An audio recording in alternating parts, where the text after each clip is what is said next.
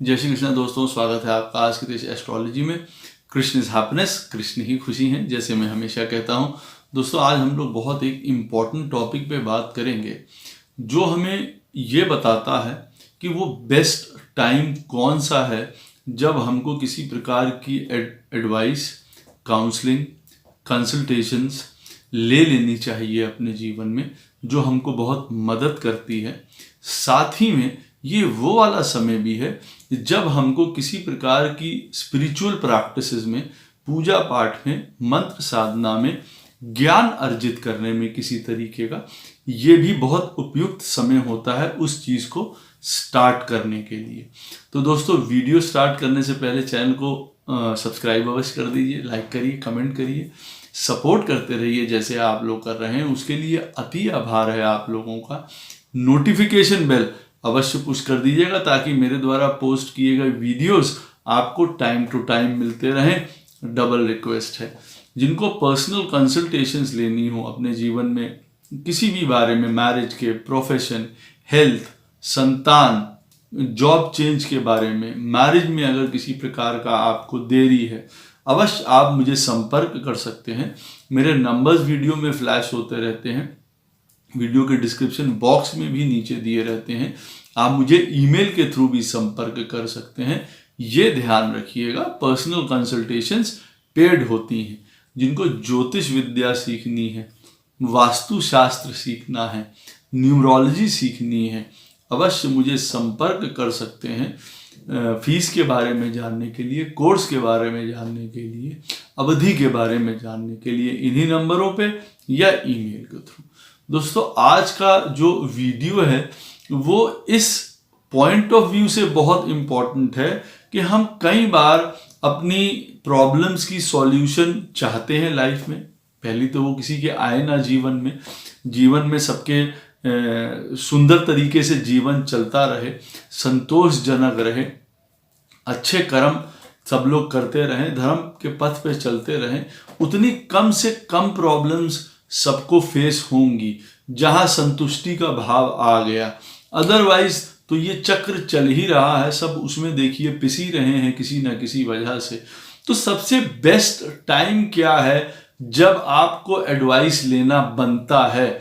यहाँ वो वाला समय है कि आप किसी प्रकार की एडवाइस, परामर्श, सलाह, काउंसलिंग, हेल्प लेते हैं तो इस समय आपको हेल्प या सॉल्यूशन सबसे ज्यादा मिलेगा। आपकी प्रॉब्लम पकड़ में आएगी। आगे जीवन के लिए आपको जो रास्ता है, आपका मार्ग है, वो सुलभ होगा। प्लस ये वो भी समय होता है जब आप किसी प्रकार की स्पिरिचुअलिटी की तरफ, मंत्र साधना या किसी को अकल्ट साइंसेस पढ़नी है, एस्ट्रोलॉजी, न्यूमरोलॉजी, वास्तु, जिधर भी उनके जाने की इच्छा है, मेडिटेशंस, ये वो भी समय है जब ये वाली सारी शक्तियां या ये वाली सारी चीजें आप ग्रहण करना चाहते हैं। तो देखिए, बहुत इंपॉर्टेंट है, तो ध्यान दीजिएगा पॉइंट्स को। और अवश्य आपको जो चीज नहीं समझ में आएगी आप कमेंट सेक्शन में मुझसे पूछ सकते हैं, मैं कोशिश करूंगा उसका उत्तर आपको अवश्य दूं। तो देखिए, जब पत्रिका में 7.5 का सेकंड फेज चल रहा हो, तब जातक या जातिका को अगर जीवन में किसी प्रकार की दिक्कत आ रही है, उनको अवश्य सलाह ले लेनी चाहिए, एडवाइस ले लेनी चाहिए। अब उनको सही रास्ता प्राप्त होगा। प्लस ये वो भी समय है जब किसी भी प्रकार का धर्म, ज्ञान, कोई पढ़ाई, अकल्ट की तरफ जाना चाहते हैं, पूजा पाठ की तरफ साधना करना चाहते हैं, ये एग्जैक्ट समय है उस चीज को स्टार्ट करने का। ये फर्स्ट पॉइंट है, इसको ध्यान रखिएगा। सेकंड पॉइंट कौन सा है? जब आपकी पत्रिका में उस प्लैनेट की दशा चल रही हो जो 8th हाउस में बैठा हुआ है, तब आपको अवश्य परामर्श, एडवाइस, सलाह लेना, किसी भी प्रकार का कंसल्ट करना किसी को भी अवश्य बनता है। उस समय आपको अगर किसी भी प्रकार की दिक्कत आ रही है तो अवश्य आपको उसका हल पहले से ढूंढ लेना चाहिए उपाय पहले से कर लेने चाहिए। कोई पूजा पाठ अगर इस पीरियड में स्टार्ट करना चाहते हैं वो भी उत्तम समय रहेगा, क्योंकि ये प्लैनेट जो अष्टम स्थान में बैठा हुआ है आपकी पत्रिका में, उस तरफ आपको अवश्य लेके जाएगा। तो क्या रास्ता होना चाहिए आपका, किधर बढ़ना चाहिए आपको अवश्य मालूम कर लेना चाहिए। तीसरा पॉइंट, अष्टम स्थान के स्वामी की दशा बहुत ज्यादा इंपॉर्टेंट है। उसमें अष्टम स्थान की है स्वामी की अंतरदशा जब होती है, या 12वें स्थान के स्वामी की जब अंतरदशा होती है, तब भी आपको सलाह मशवरा एडवाइस ले लेनी चाहिए, जिससे कि आपको उसका हल अवश्य प्राप्त होगा। ये वो भी समय है जब आपकी द्वारा की गई कोई पाठ पूजा साधना इस समय बहुत सुंदर तरीके से एक्टिवेट हो सकती है, या आप ज्ञान ले सकते हैं, या आप कोई नई पढ़ाई शुरू कर सकते हैं।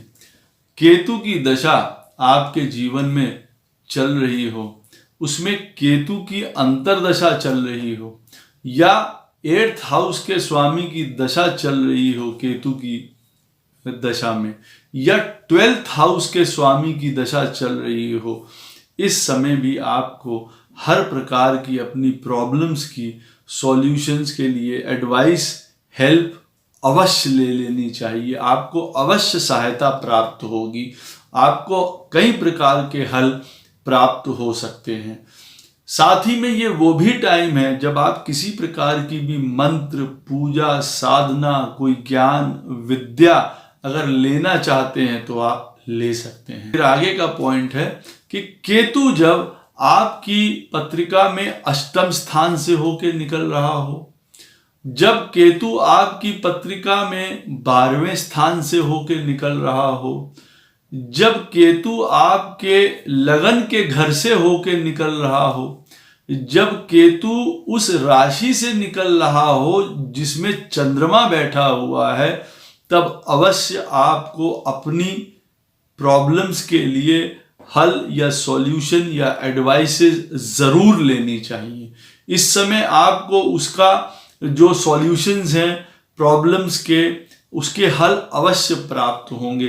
प्लस ये वो वाला टाइम भी है जब आपके जीवन में विद्या, किसी प्रकार की अकल्ट प्रैक्टिसेस, साधना, पूजा, ये सब की तरफ भी आप बढ़ सकते हैं, विद्या ग्रहण कर सकते हैं। बहुत इंपॉर्टेंट है ये।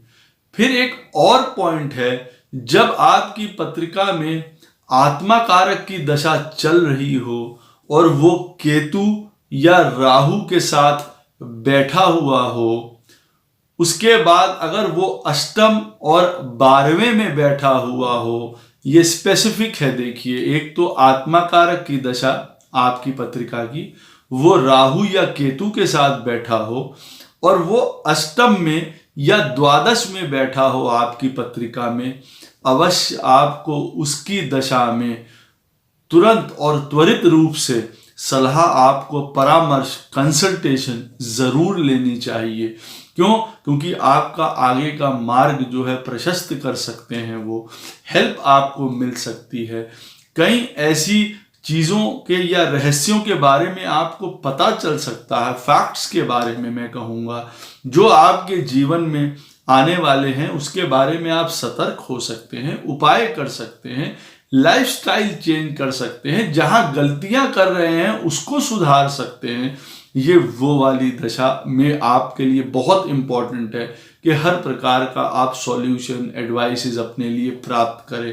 प्लस पढ़ाई के लिए भी ये उत्तम समय बनता है जब आप विद्या किसी प्रकार की भी ग्रहण कर सकते हैं। और एक पॉइंट आता है दोस्तों, जब आपके लगन लॉर्ड की दशा चल रही हो और वो कहीं केतु और राहु के साथ बैठा हो।